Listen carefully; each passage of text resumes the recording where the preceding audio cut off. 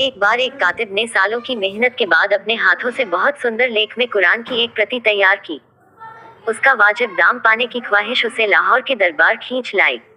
उसने इस प्रति को महाराजा रणजीत सिंह के विदेश मंत्री फकीर अजीजुद्दीन को बेचने की कोशिश की। फकीर ने उसके काम की तारीफ तो की, लेकिन उस कृति को खरीदने में अपनी असमर्थता जताई। जब इन दोनों की बातचीत महाराजा के कानों में पड़ी तो उन्होंने उस कातिब को अपने दरबार में तलब कर लिया। उन्होंने कुरान की उस प्रति को देखते ही अपने माथे से लगाया और फिर गौर से उस कृति को देखा। देखते ही उन्होंने कातिब को ऊंची कीमत देकर उसे खरीद लिया। कुछ देर बाद उनके विदेश मंत्री ने उनसे पूछा कि आप इस किताब के लिए इतनी ऊंची कीमत क्यों दे रहे हैं, जबकि एक सिख के तौर पर आप इसका इस्तेमाल नहीं कर पाएंगे। रणजीत सिंह ने जवाब दिया, शायद ईश्वर चाहता था कि मैं हर धर्म को एक आंख से देखूं, इसलिए उसने मेरी एक आंख की रोशनी ले ली। इस कहानी का कोई विश्वसनीय स्रोत नहीं है, लेकिन इस बात को रेखांकित करने के लिए ये कहानी आज तक सुनाई जाती है कि किस तरह रणजीत सिंह अपने इलाके के मुसलमानों, हिंदुओं और सिखों को साथ लेकर चलने में सफल हुए थे। नेपोलियन से समानता। फ्रांस के शासक नेपोलियन बोनापार्ट और महाराजा रणजीत सिंह के बीच हालांकि 5000 किलोमीटर की दूरी थी, लेकिन दोनों समकालीन थे। सर लेपेल ग्रिफिन ने अपनी किताब रणजीत सिंह में लिखा था, दोनों ही नाटे कद के थे। दोनों ने बड़ी सैन्य जीत दर्ज की थी, लेकिन दोनों ही अपनी ताकत दूसरों को देने में असफल रहे। 1780 में पैदा हुए रणजीत सिंह देखने में अच्छे नहीं थे। चेचक के कारण बचपन में ही उनकी बाईं आंख चली गई थी और उनके चेहरे पर गहरे निशान रह गए थे। एलेक्जेंडर बर्न्स अपनी किताब a voyage up the Indus to Lahore and a journey to Kabul में लिखते हैं, रणजीत सिंह का कद 5 फीट 3 इंच से अधिक नहीं था। उनके कंधे चौड़े थे, सिर बड़ा था और उनके कंधों में धंसा हुआ प्रतीत होता था। उनकी लंबी लहलहाती हुई सफेद दाढ़ी उनकी वास्तविक उम्र से ज्यादा होने का आभास देती थी। वो साधारण कपड़े पहनते थे और कभी भी गद्दी या सिंहासन पर नहीं बैठते थे।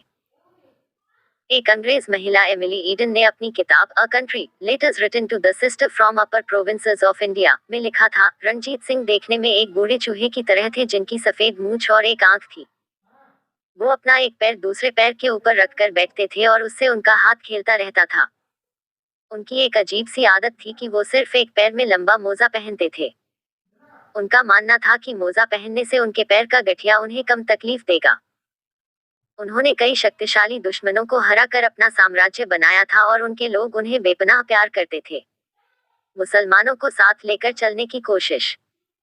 जब 7 जुलाई 1799 को जब रणजीत सिंह की सेना ने चेत सिंह की सेना को हराकर लाहौर के किले के मुख्य द्वार में प्रवेश किया तो उन्हें तोपों की शाही सलामी दी गई। लाहौर में घुसते ही उनका पहला काम था औरंगजेब द्वारा बनाई गई बादशाही मस्जिद में अपनी हाजिरी देना। उसके बाद वो शहर की लोकप्रिय मस्जिद वजीर खां भी गए थे। मशहूर सिख अध्येता पटवंत सिंह अपनी किताब द सिक्स में लिखते हैं, ये जानते हुए कि उनकी अधिकतर प्रजा मुसलमान है, रणजीत सिंह ने ऐसा कुछ नहीं किया जिससे वो लोग खुद को अलग थलग महसूस करें। उन्होंने लाहौर की प्रमुख मस्जिदों को सरकारी सहायता देना जारी रखा और इस बात को भी साफ कर दिया कि मुसलमानों पर इस्लामी कानून लागू होने पर उन्हें कोई एतराज नहीं है। उन्होंने कई हिंदू और मुस्लिम अफसरों को अपनी सेना में नियुक्त किया। उनके राज में निकाले गए सिक्कों पर रणजीत सिंह का नाम नहीं था, बल्कि उन्हें नानकशाही सिक्के कहा जाता था, जिन पर फारसी में एक वाक्य लिखा रहता था जिसका अर्थ होता था, अपने साम्राज्य, अपना विजय और अपनी प्रसिद्धि के लिए मैं गुरु नानक और गुरु गोविंद सिंह का ऋणी हूँ। अंग्रेज रणजीत सिंह की सैन्य ताकत के मुरीद। महाराजा रणजीत सिंह एक अच्छे शासक होने के साथ साथ एक काबिल सैन्य कमांडर भी थे। उन्होंने सिख खालसा सेना बनाई थी, जिसे ब्रिटिश भारत की सर्वश्रेष्ठ सेना मानते थे। अपनी किताब the six and the Sikh war की प्रस्तावना में सर चार्ल्स गफ और आर्थर इनेस ने लिखा था, भारत की जमीन पर वाडेवॉश की लड़ाई में फ्रांसीसियों के बाद सिखों से ज्यादा कड़े प्रतिद्वंदियों का सामना हमारा नहीं हुआ।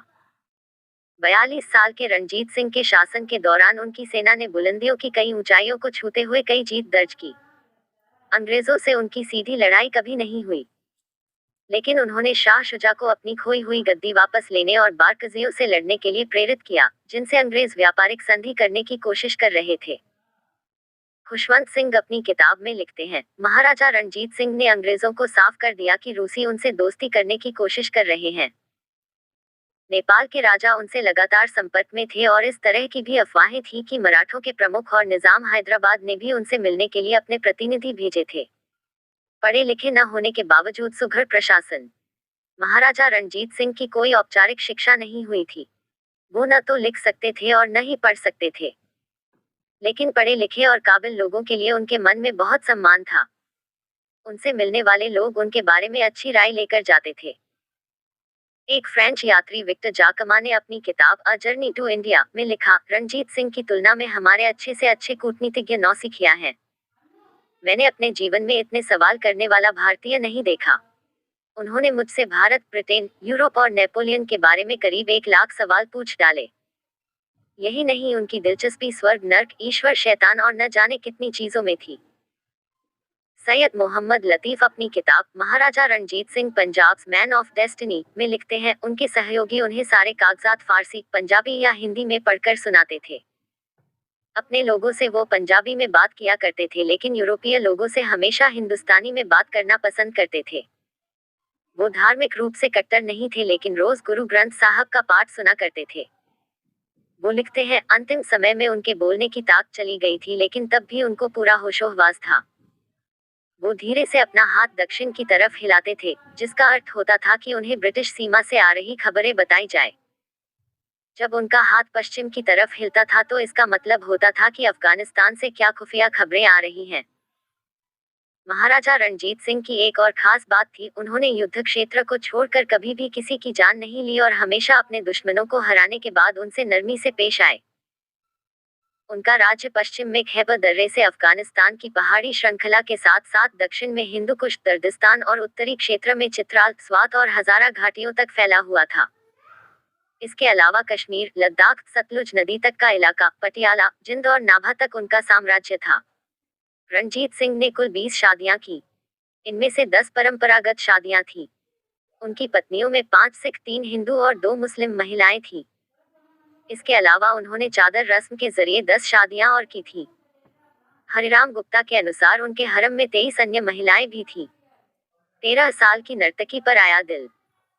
लाहौर का महाराजा बनने के बाद रणजीत सिंह का दिल एक 13 साल की नाचने वाली मुस्लिम लड़की मोहरान पर आ गया था और उन्होंने उससे शादी करने का फैसला किया। सरबप्रीत सिंह अपनी किताब the camel merchant of Philadelphia में लिखते हैं, उस नाचने वाली लड़की के परिवार में प्रथा थी कि होने वाले दामाद को तभी स्वीकार किया जाता था जब वह अपने ससुर के घर में चूल्हा जलाए। मोहरान के पिता अपनी बेटी का विवाह रणजीत सिंह से नहीं करना चाहते थे, इसलिए उन्होंने ये सोचकर उनके सामने ये शर्त रख दी कि महाराजा होते हुए रणजीत सिंह इस शर्त को पूरा नहीं कर पाएंगे। लेकिन रणजीत सिंह मोहरान के प्यार में इस हद तक डूब चुके थे कि उन्होंने बिना पलक झपकाए अपने होने वाले ससुर की ये बात स्वीकार कर ली। लेकिन रूढ़िवादी सिखों ने इसका बहुत बुरा माना। अकाल तख्त के सामने पेशी। सरबजीत सिंह आगे लिखते हैं, महाराजा को अकाल तख्त के सामने पेश होने के लिए कहा गया। रणजीत सिंह ने स्वीकार किया कि उनसे गलती हुई है और वो इसके लिए माफी चाहते हैं। लेकिन इसके बावजूद उन्हें पीठ पर 100 कोड़े मारने की सजा सुनाई गई। उनकी कमीज उतारी गई और उन्हें अकाल तख्त के बाहर इमली के पेड़ के तने से बांध दिया गया। महाराजा की विनम्रता देखकर वहां मौजूद कुछ लोगों की आंखों में आंसू आ गए। तभी अकाल तख्त के जत्थेदार फूला सिंह ने खड़े होकर ऐलान किया कि महाराजा ने अपनी गलती स्वीकार कर ली है और अकाल तख्त के आदेश को मानने के लिए तैयार हो गए हैं। इसलिए उनकी तारीफ की जानी चाहिए। चूंकि वो महाराजा हैं और सम्मान के हकदार हैं, इसलिए इस सजा को 100 कोड़ों से घटाकर सिर्फ 1 कोड़ा किया जाता है। यह सुनना था कि वहां मौजूद सभी लोग खड़े हो गए और तालियां बजाने लगे। बाद में रणजीत सिंह ने मोहरान के लिए एक मस्जिद बनवाई जिसे आज मस्जिद ए मोहरान के नाम से जाना जाता है। जेडी कनिंगम अपनी किताब हिस्ट्री ऑफ द सिक्स में लिखते हैं, मोहरान का रणजीत सिंह पर इतना असर था कि 1811 में उन्होंने उनके नाम पर सिक्के ढलवाए। पेशावर पर जीत। अक्टूबर 1818 में रणजीत सिंह ने पश्तून नगर पेशावर पर हमला बोला। पेशावर खैबर पास से 10 मील और काबुल से 150 मील की दूरी पर था। 19 नवंबर 1819 को महाराजा और उनकी सेना पेशावर में दाखिल हुई। अगले दिन महाराजा रणजीत सिंह हाथी पर बैठकर पेशावर की सड़कों पर घूमे। खुशवंत सिंह अपनी किताब रणजीत सिंह महाराजा ऑफ द पंजाब में लिखते हैं, 700 सालों में ये पहला मौका था जब इस शहर ने किसी भारतीय विजेता को इसकी सड़कों पर चलते हुए देखा। 4 दिन पेशावर में रहने के बाद रणजीत सिंह जहांदाद खां को वहां का गवर्नर बनाकर लाहौर वापस लौट आए। लेकिन कुछ दिनों के अंदर ही फतह खां के एक भाई दोस्त मोहम्मद खान ने जहादात खां को उनके पद से हटा दिया। उन्होंने महाराजा रणजीत सिंह को 1 लाख रुपए वार्षिक नजराना देने का प्रस्ताव रखा से रणजीत सिंह ने स्वीकार कर लिया। फ्रेंच कमांडरों की सेना में नियुक्ति। 1815 में नेपोलियन की हार के साथ भारत से अंग्रेजों को हटाने का फ्रेंच सपना तो टूट गया, लेकिन इसकी वजह से कुछ फ्रेंच और इटालियन सैनिकों ने यूरोप से बाहर आकर नौकरी करने का मन बनाया। 1822 में 2 फ्रेंच कमांडर जियां फ्रांसवा अला और जियां बैप्टिस्ट वेंतुआ महाराजा रणजीत सिंह की सेना में शामिल हो गए। कुछ सप्ताह के भीतर 50 से अधिक गोरे और यूरोपीय सैनिक भी महाराजा की सेना में शामिल हो गए। वर्ष 1829 में रणजीत सिंह ने एक हंगारियन होम्योपैथ डॉक्टर मार्टिन होनिगबर्गर को अपना निजी डॉक्टर बना लिया। राजमोहन गांधी अपनी किताब Punjab a history from Aurangzeb to Mountbatten में लिखते हैं, रणजीत सिंह ने इन यूरोपीय लोगों के अपनी सेना में काम करने के लिए कुछ शर्तें लगाईं। उनसे कहा गया कि वो न तो सिगरेट पिएंगे और न ही दाढ़ी कटाएंगे। उनके गोमांस खाने पर भी प्रतिबंध लगा दिया गया। उनसे कहा गया कि वो स्थानीय महिलाओं से शादी करें और पंजाब छोड़ने से पहले महाराजा की अनुमति लें। 8 मई 1939 को अंग्रेजों और रणजीत सिंह की मदद से शाह शुजा एक बार फिर अफगानिस्तान के बादशाह बने।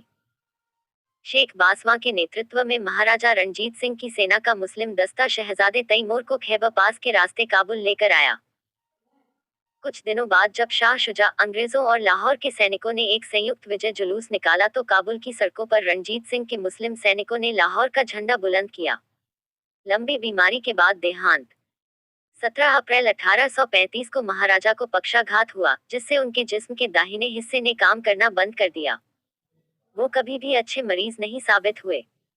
उनका इलाज करने वाले अंग्रेज डॉक्टर मैक्रेगर ने कहा, महाराजा किसी कीमत पर कड़वी दवाएं नहीं खाना चाहते थे। उन्होंने अपना दैनिक कार्यक्रम भी नहीं बदला। तेज बुखार में भी वो रोज सुबह पालकी में बैठकर नदी किनारे चले जाते थे और फिर लौटकर दरबार में लोगों की शिकायतें सुनने लगते थे। 1837 में उन्हें दूसरा पक्षाघात हुआ और फिर उनकी तबीयत बिगड़ती चली गई। जून 1839 आते आते 6 डॉक्टर उनका इलाज कर रहे थे। इनमें से 3 उनके डॉक्टर थे और 3 गवर्नर जनरल ने भेजे थे।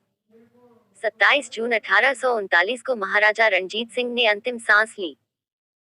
हालांकि सिख धर्म में सती प्रथा को कोई मान्यता नहीं दी गई है, लेकिन तब भी उनकी 4 महारानियों ने ऐलान किया कि वो उनके साथ सती होंगी। तब तक भारत में सती प्रथा पर प्रतिबंध लगे 10 साल बीत चुके थे, लेकिन इसके बावजूद 4 महारानियों के साथ 7 गुलाम लड़कियां भी महाराजा के साथ सती हुई ताकि अगले जन्म में वो अपने मालिक की सेवा करने के लिए उपलब्ध रहें। इसका वर्णन करते हुए सरबप्रीत सिंह ने लिखा है, महारानी महताब देवी जो गुड्डन के नाम से भी मशहूर थी, नंगे पैर हरम से बाहर निकली। पहली बार उन्होंने सार्वजनिक जगह पर पर्दा नहीं किया हुआ था। उनके साथ 3 रानियां और आईं। वो धीमे धीमे चल रही थीं और उनके साथ 100 और लोग कुछ दूरी बनाकर चल रहे थे। उनके कुछ आगे एक शख्स उनकी तरफ मुंह उल्टा कर चल रहा था। उसके हाथ में एक आईना था ताकि रानी उसमें अपना चेहरा देखकर ये इत्मीनान कर सके कि सती होते समय उनके चेहरे पर कोई खौफ नहीं था। सभी महारानियां सीढ़ियों के जरिए चिता पर चढ़ी। रानियां महाराजा के सिरहाने बैठ गईं, जबकि गुलाम लड़कियां उनके पैर की तरफ बैठी।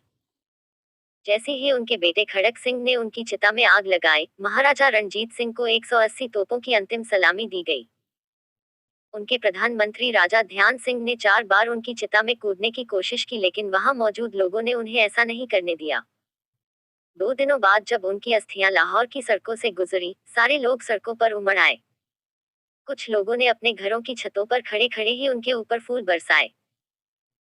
वर्ष 2019 में जब बीबीसी वर्ल्ड हिस्ट्री मैगजीन ने अपने पाठकों के बीच सर्वेक्षण किया तो महाराजा रणजीत सिंह को दुनिया का सर्वकालिक महानतम नेता चुना गया।